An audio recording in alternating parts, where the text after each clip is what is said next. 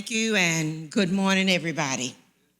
I have 20 minutes to talk to you, but that's all right. I'm an old school teacher, so I can teach and I can speak really fast, and you won't have to do that. I'm going to make it real clear to you what I want you to know this morning. I'm just happy to see all of you here and have this opportunity to speak to you about what I love to do every day of my life.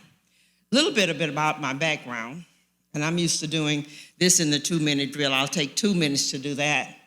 I'm a native Houstonian, born and raised in Houston, and I live in Sunnyside. It takes me 15 minutes to get here. So you see, I am involved in this community. I've been in the legislature now 19 years, and this will be my 19th and 20th year, and my 10th session. I've served on the Education Committee and the Corrections Committee most of those times.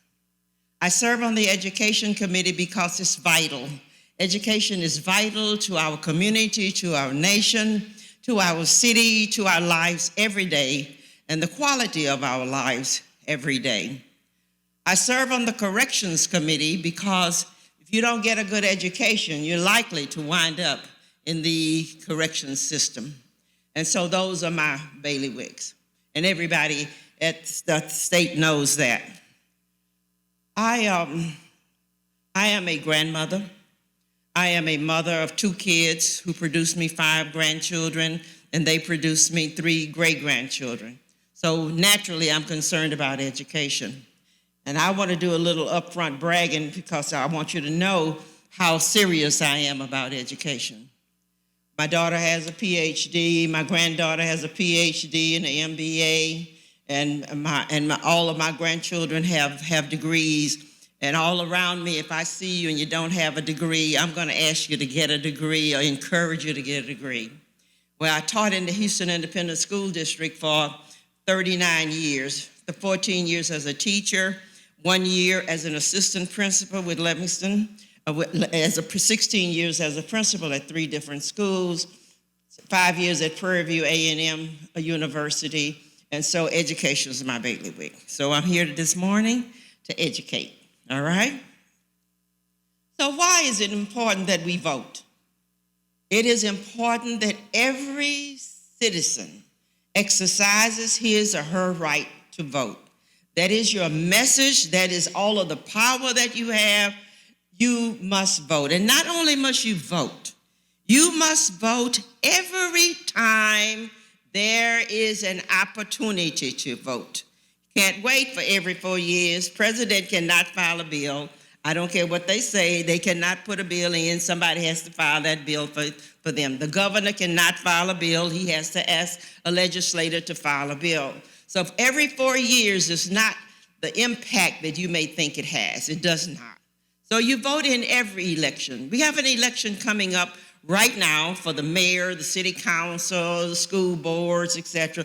These are the important entities that you must vote for. These are the people who are closest to you. When you have a complaint, you can't come to me and say, they didn't fix my street. I have no street power. I am a state representative, and I'm saying that because we need to know the difference. People call me congressperson. I'm not a congresswoman. Sheila is a congresswoman. Al Green is a congresswoman, and I call their names because they're in this district. So I'm not a congressperson. So you need to at first know who does what, when, and where, all right? And so it's important that you vote. So in this city election coming up, you need to vote.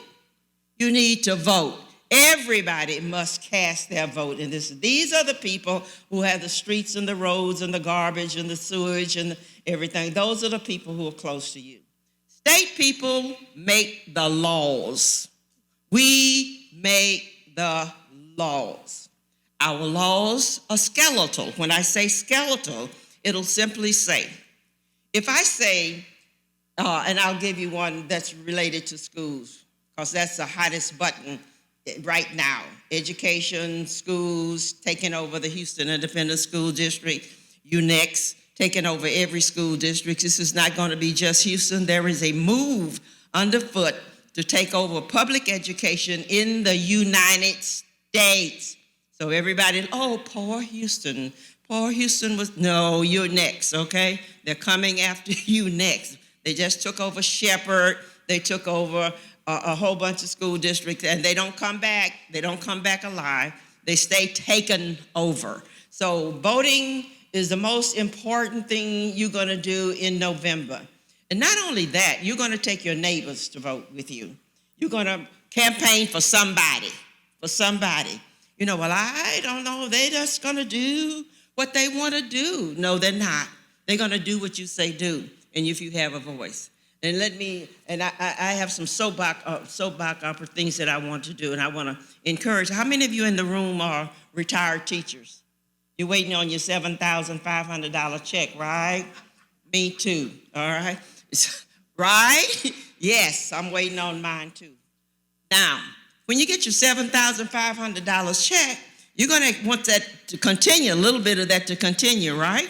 And so you're going to need to vote. On the ballot is your increase in pay. So you need to vote. It's on the ballot. Now, you have the city, you need a mayor, for the state, you're going to need your check, you need to vote. Now, that's for teachers. Those of us who are concerned, what are some of the important things, the issues? Education is first. Education is always first. You have to educate your children. Now, when we talk about, let me go back to retired again because I want to get this before my time runs out. How many of you pay taxes on your house? You own a house, you pay taxes, and I know you've heard about the $100,000, right? So those of you who have homesteaded homes, the seniors who have homesteaded homes, that you're going to get a $100,000 off your taxes. Say your home is worth $300,000, and then you get a decrease, or if you're homesteaded, not for every property that you have. Those of you who have owned 15, 20 properties, you don't get it off of 15, 20 properties. You get it off of what? One, the one you live in, all right? The one you are homesteaded in. You get the value off the property that you live in. But guess what? You have to vote for it. It's not the governor say, okay, well, I'm going to give you 100. No. You have to vote on the next ballot. So that's important. I know you're thinking, he's taunting like it's already there. All right? It's not. You have to vote. Everybody has to vote. So retired people, senior citizens, young people who think, well, that's not me because I'm not a senior citizen and I don't have $100,000, a $300,000 house or a $200,000 house. You will one day be a senior citizen. You will one day own a house. So everybody needs to vote on that. I wanted to get those points out real fast. The other thing that I want to really get out is you need to vote early. Vote early. I know there's a 3-week period where you vote, but I have seen people standing in line to go into Hiram Clark to vote. That's my voting place.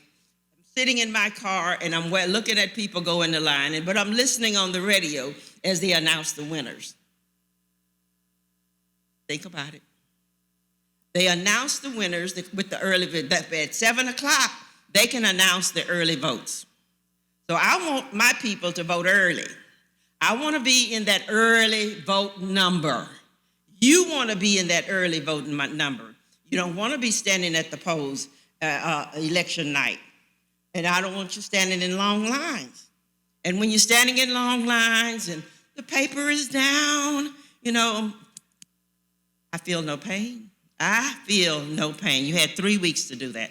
Go early. I vote on the first day of election. Now, a little secret at my house. The first week of early vote, I give my grandchildren, I say I have 20 grandchildren. They 26, 27, 30, you know that age group. And so every Sunday when I cook Sunday dinner, you can come to Sunday dinner, but that week of early voting. That's the week you have. You don't have 3 weeks. You have the first week of early voting, you have to vote. Because that first Sunday, you have to show me your voting. I want to see. If you can't show that to me, you cannot eat, all right? And they know that. Okay, so I get them. They send them to me on the phone on Tuesday, send them early. But that's my secret, and they know that they have to do that, and they know how important it is. And sometimes they try to challenge me, like, I'm going to vote for so and so and so and so and so. Well, you want to be dead if you vote. That's okay. I don't challenge them. I let them think that you're going to vote what I want you to vote. It is important who you vote for. It is important who you vote for. Be an educated voter. Be an educated voter. That is real important. Well, I voted. I went in and I punched the button and I didn't really know. I just went down the line. I just voted for all the women. I just voted for the one I thought, was going to do the right thing.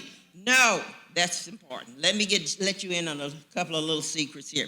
Where I serve in the House of Representatives, there are 150 state representatives.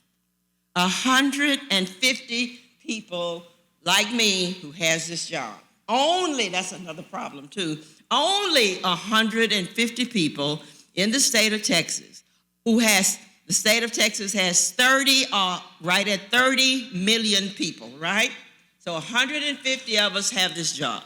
State representative, not congressperson, not council person, state representative. So that's the first line. Of those 150 persons, this is information. I heard her say we're not partisan. This is information.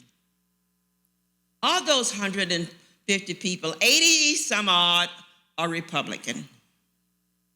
60 some odd are Democrat, which makes up the 150, right?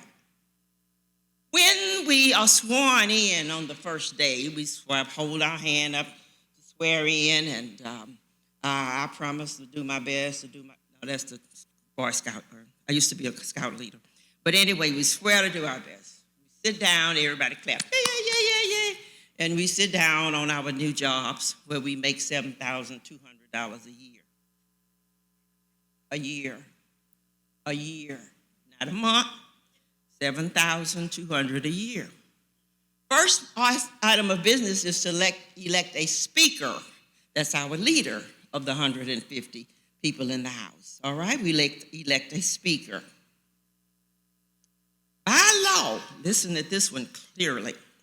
By law, the speaker has to come from the majority party, the party that has the most elected officials. So by law, right now, the speaker has to come from the Republican Party. Got that? Everybody got that? Now, the speaker's first job is to appoint committees. The speaker is Republican. I don't care what you are, I'm just giving you information. The speaker appoints everybody to every committee. What committees did I tell you I served on? Education and corrections. I get on the committee. He gives a little card out to send us all out a little card. What committee would you like to be on? And I put on my little card, education. By seniority, what committee would you like to be on? I put education. And if all else fails, what committee would you like to be on? I put education. That's me. Okay, so I won't get my education. By seniority, I get my education committee. Because how many years I told you I've been there? That's right. And so I know I'm going to be on the education committee when I go back, all right? I know I'm going to be on the corrections committee when I go back because I have the seniority. And hold that point at some place, because here's another one, is why should you vote? So the speaker appoints the committees. He stacks the committees. How many on the education committee, the majority of the people on the education committee of what party? He just stacked them, right? The majority of the people on the corrections committee is on what party? The majority of the people on this insurance committee is from what party? The majority of the people on the whatever committee is from what party? Okay? Because they have the power to stack the committees. Now, I told you I've been there 19 years. I'm in the minority party. I've been there 19 years. Democrats have not been a majority since Ann Richards. So I've been there 19 years. So I've been working, and I average for 5 to 9 bills a year, except this one and the last one. Last one, do you remember when the Democrats flew off to Washington, D.C. To break the quorum? And when we came back, they didn't even speak to us. They just railroaded all over us because they had the votes and they just did whatever they wanted to do. I have 80 votes. What are you talking about? Good morning. Okay. Why are you here? Okay. You have no reason to be there. That's important for you to know. Okay. But whatever you do, this is what we are up against when we are there. So when you say to me, and some people will say to me, when are you going to get rid of the governor? You, me. Can I get rid of the governor? No, I cannot. Who can do that? You. That's you if you want to get rid of the governor. Or if you want to put another governor in, who can do that? You may love the governor. I'm just giving you information, all right? And you think about it, okay? The other side of the coin is, some other things that I must tell you to do before I go, because I got my questions here, is that when you vote and they say you must put your Social Security number on the outside of the envelope if you're going to vote for mayor. Remember that? How many of you say, I'm not putting my Social Security number on the outside? You better. Your vote's not going to count by mail. New one for the year. New one for this year. You must do your vote, mail-in vote in ink, not pencil. You write it in pencil, it's in the trash can. All right? Now, some people do that, but you can't do it. I'm just telling you, you can't do it. Those are things you need to watch out for. This year, we have been in session 3 times. 3 times. Going back again on October the 6th. What are we going back for? Who's the smart person over there? Going back for what? Vouchers, right? Going back for vouchers. I'm a no on vouchers. I just want you to know that, all right? We're going back for vouchers, and the governor is trying to tie it to the teacher pay raise and the money for education. You vote for money for education, and then we'll tie them all together. We're going to put them on one bill. Not working for me, all right? Now, how many of you would like for me to vote for vouchers? You would like for me to vote for vouchers? Good. This is a good audience. I love it. I love this audience. I'm not voting for vouchers. Okay. How many of you understand what vouchers are? How many of you would like for me to explain it right quick, or do you want me to move to the next subject? Okay. Let me take 2 minutes to do that. I don't know how my minutes, somebody who's keeping the time here, you're the timekeeper. Vouchers. The way I'll do it quick. The way I read vouchers now, the voucher is going to be worth $8,000. Oh, you can take this $8,000 voucher, not money, not a check. It's a piece of paper that says you have $8,000, and you can take it to any private school you want to, right? Take it. Take your kid. We're not driving it. We're not sending a bus. And HISD has 190-some thousand kids, and so we're not going to switch kids all across town. I have 3 kids, so one wants to go to music, one wants to go to Vanguard, one wants to go here. I'm not doing that for you. That's your responsibility. No, I'm not paying for your uniform, but you still have $8,000, so you walk up with your kid in your hand, and the people at the private school said, oh, the tuition, and I'm talking about the one that's in my neighborhood, the only one I know, is $25,000. So what am I going to do with an $8,000 voucher? Tuck my tail and go back home, right? Drag my kid right back to the neighborhood school that I'm in.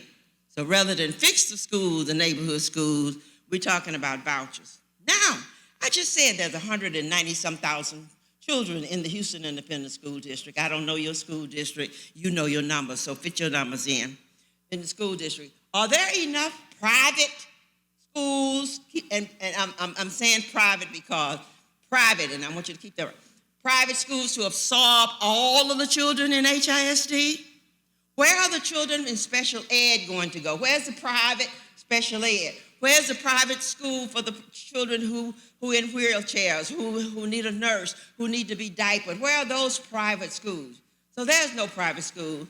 Now, for those people who already have their children in private school, that's an $8,000 bonus.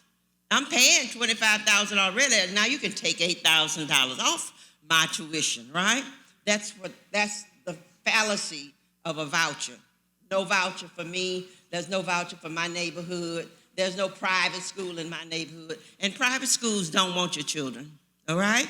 They don't want to fall under the test rules and regulations and all of the regulations that the state have. They don't want to do that. Charter schools, they want to take in no teachers with no certification, all that kind of stuff. And so, no for me for vouchers. That's just a quick of it. And if you need to read all about it. So if you're getting excited about, well, I want that voucher, and some people thinking I'm getting an $8,000 check. No, you're not. You're not getting that. So for me, I will be fighting the voucher movement. Now, how can you get involved in? You must be involved in somebody's campaign. Get involved in somebody's campaign. Somebody you want to represent you. Somebody that you want to represent me. I don't care if all y'all come work for me. That'll be just fine. But get involved in somebody's campaign. Churches, synagogues, religious groups, you are the leaders. You are the leaders. You have your hands on the congregations. Okay, I know. Well, what about separation of church and state? You're already separated. You can lead your people. There are ways to say, not to say who, but to say involved, go vote. You can do that. Encourage them to go and vote. You can encourage them to go vote early. You can have seminars on what we're talking about. You can say, retired teachers, you're not getting that increase in pay every year until you go vote. They don't know that. They're looking at that one check of $7,500. They don't know that. So you need to educate your people. You need to educate. And for my people, I'm available anytime you want me to come and speak to my people. So how can you be involved? And then we need to get our children engaged. Our seniors, let them work in the campaigns. They need to have community involvement when they get ready to go to college. And so give them a certificate, give them a letter. They don't to present to their counselors when they go to school. You walking up? Okay, time is up? Okay, I got to do something profound before? Okay, here we go. Okay, so get them involved and let your children be involved. We must pass it on from generation to generation. Life is certain, death is certain, but we must pass it on to generation. If you're not preparing the next generation, then you are not doing your job here on earth. I'm preparing them every day. That's why I have dinner on Sundays, because I want to have your mind. I want to talk to you. I want to be close to you. I want to know what you're thinking, who you're running around with, what kind of money you're making. Yes, that kind of thing. So with that in mind, I want to say thank you for listening to me today. I hope I said something that makes a difference in your life, and encourage you to vote every time the polls open. Thank you.